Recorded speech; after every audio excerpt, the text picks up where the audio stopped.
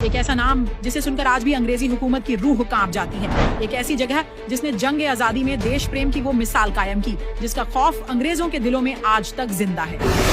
जी हाँ, यह कोई आम जगह नहीं, यह है दारुल उलूम देवबंद।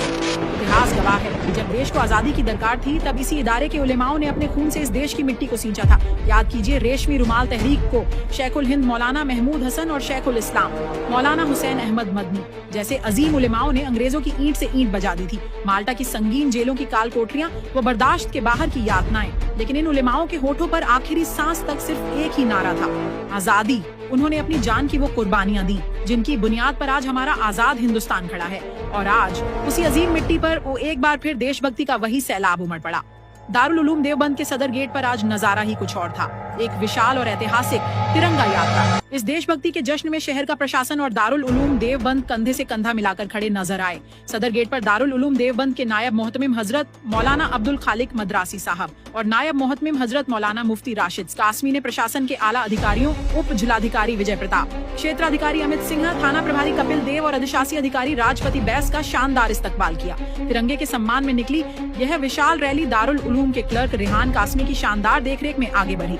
इस पूरे हुजूम का, इस पूरे निजाम का ऐसा बेहतरीन प्रबंधन दारुल इकामा के नाजिम हजरत मौलाना मुफ्ती अशरफ अब्बास साहब और दारुल कुरान के सभी असातिज़ा ने संभाला।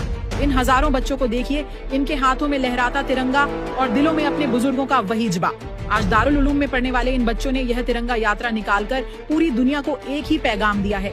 यह सिर्फ एक रैली नहीं है, यह एक ऐलान है।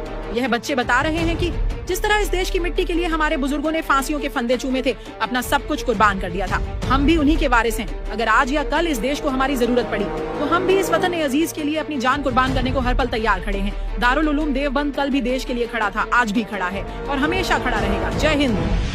सन 1883 से लेकर मुल्क की आजादी 1947 में हुई है, तो आपको ये जानना चाहिए कि मुसलमान की कुर्बानियां आजादी वतन के लिए 1803 से लेकर 1947 तक की हैं।